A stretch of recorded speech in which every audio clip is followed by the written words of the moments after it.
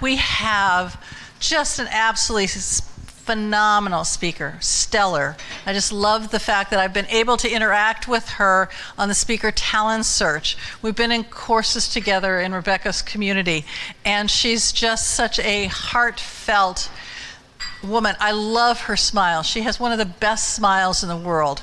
And you heard her say when she was up here as a sponsor that she's a channel owner and she's the executive director of programming for the BriteLite TV. She also has her own TV show, the Trisha Garrett's show, which she does every other week, right?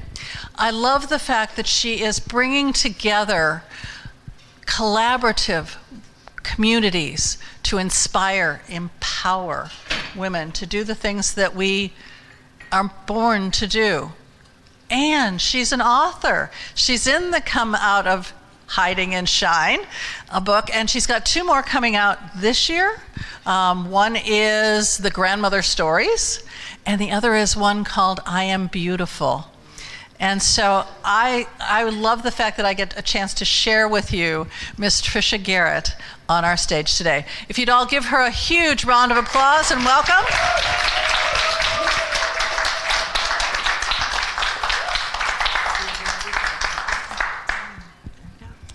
Wow.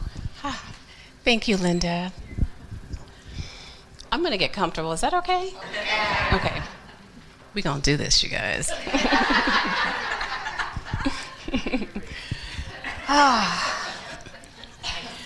So as she said, my name is Trisha Garrett, and I'm really honored to be here today because it truly has been a journey, but I'm so excited.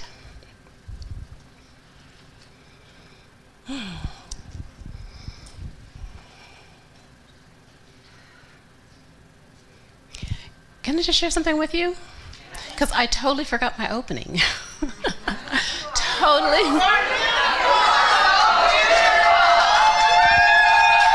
Thank you.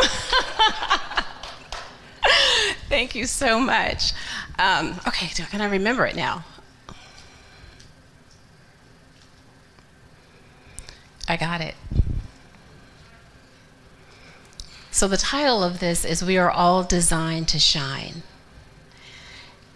And I truly believe that. So what I'd like to do is share with you my story of why I believe we are all designed to shine.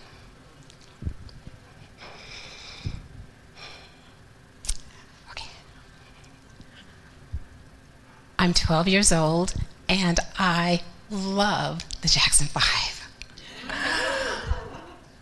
They moved from Garrett, Indiana, to be close to me. And I'm going to marry them. So let me just introduce you. So over here we have Marlon. And Marlon, you know, he has this nice quiet strength about him, kind of in the background, but really nice dance moves. And yes, we're getting married.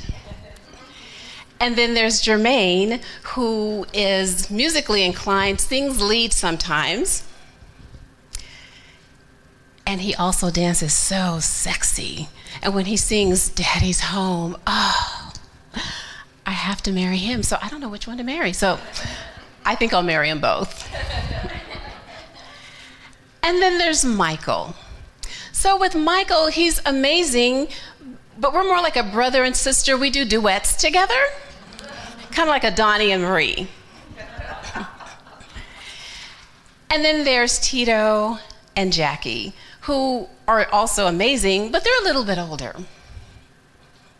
And then tonight, though, they're going to be on a Soul Train special. So yes, I can't wait. Hello? Hey, hi, Lisa.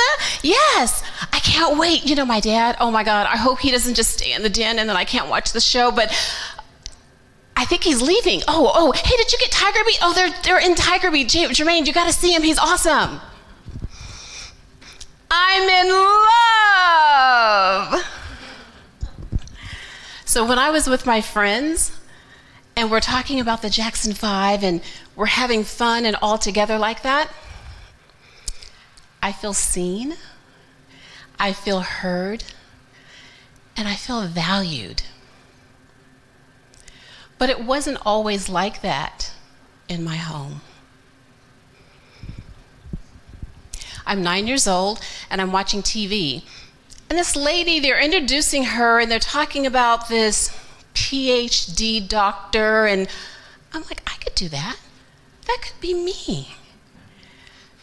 She's some psychologist. She's not a medical doctor. My stepmother walks into the room. I'm going to be a doctor. I mean, not a medical doctor, this PhD doctor thing or something, but I'm going to be a doctor. You? I don't think so. Who do you think you are? Yeah, I was just listening to your step-niece. Yeah, and she thinks she's going to be some kind of doctor. I think she thinks I'm going to call her Dr. Garrett.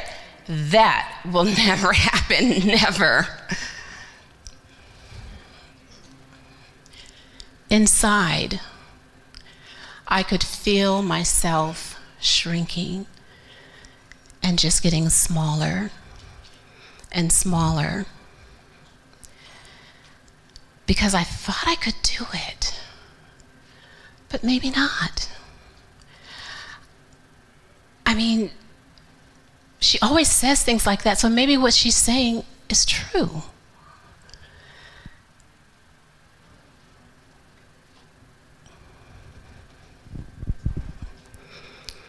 So now it's years later, and I'm in the corporate world.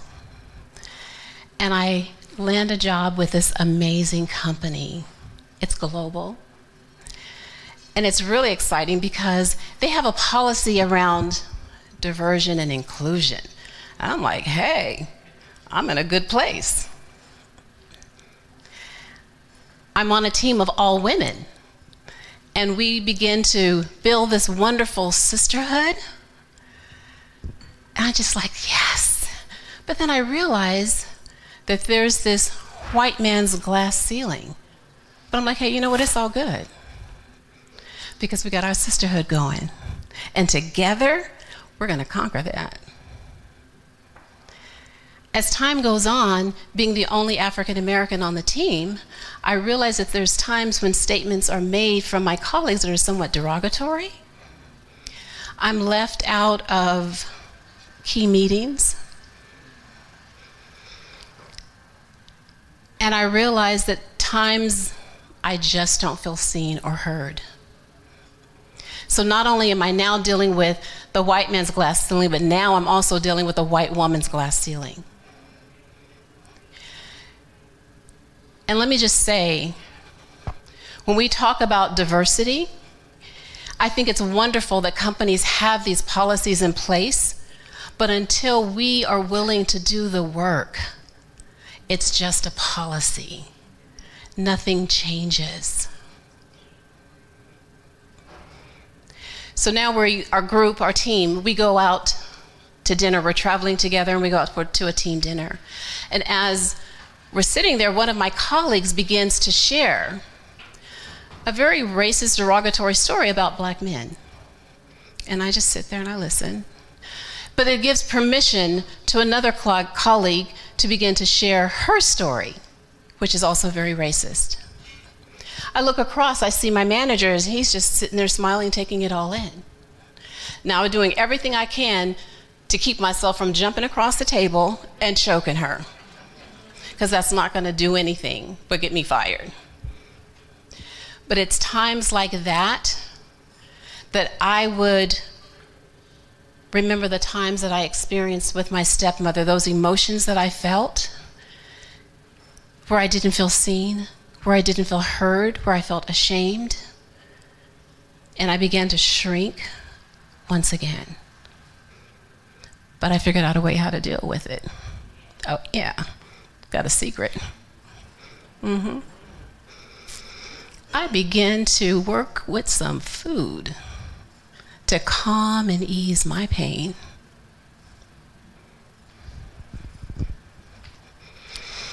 I'm in the grocery store walking on the peripherals, because you know that's where they say the healthy stuff is. And as I'm walking, this is something that is very normal, typical that you do. And, you know, it's just something you do throughout the day. But for me, it is nothing but anxiety because, see, I have decisions that I need to make. Am I going to do it again? Or am I going to allow myself to feel? It's been an hour and I'm still walking in the grocery store with nothing in my cart because I'm struggling to make that decision.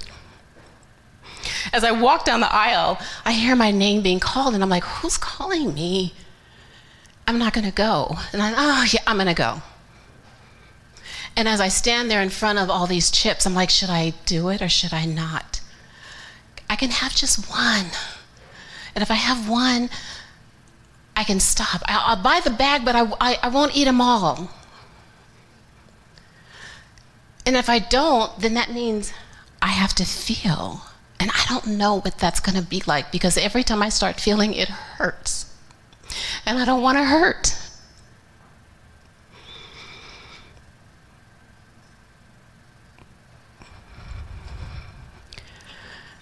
So I got help.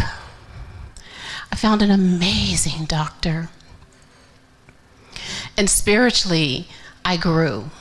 Because without the spiritual foundation, nothing's going to work for me, and I know that.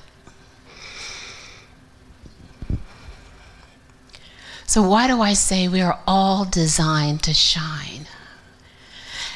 That is because we are all called to greatness. There's been things along the way that have tripped us up, where we don't see our power sometimes, and we don't feel our power. But let me just remind you that you are incredibly powerful.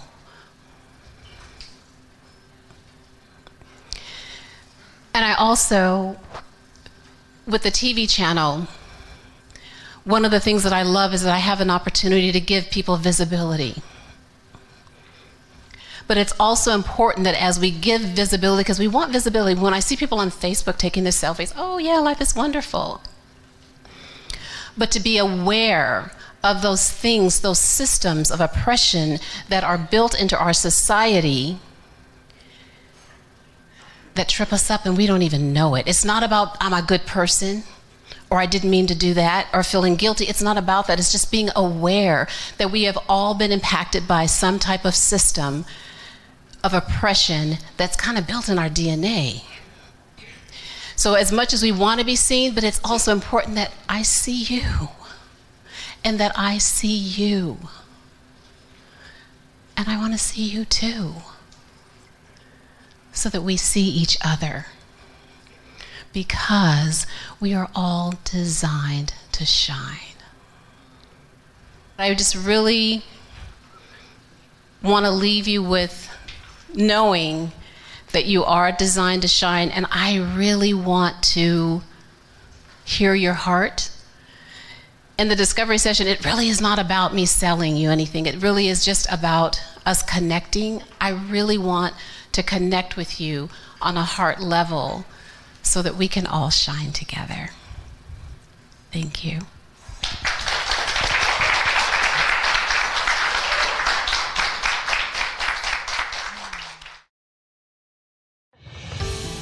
Are you a speaker looking to reach more people with your message? You have a global vision that you want to touch the world and make a global difference. If so, I have an amazing opportunity for you. It's called the Speaker Talent Search. Again, that's the speakertalentsearch.com. You'll find all the details, but here are the highlights. With one application process, you get clarity on your message. You get to fine-tune how you want to reach the world. Then you'll have everything ready in one place for the opportunities when they come. Second, we select you as a finalist. You get to come in and audition with a 7-minute audition, open up the door to hundreds of speaking opportunities.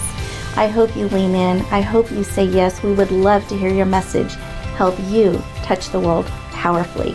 Again, that's the talentsearch.com. We look forward to hearing your powerful message.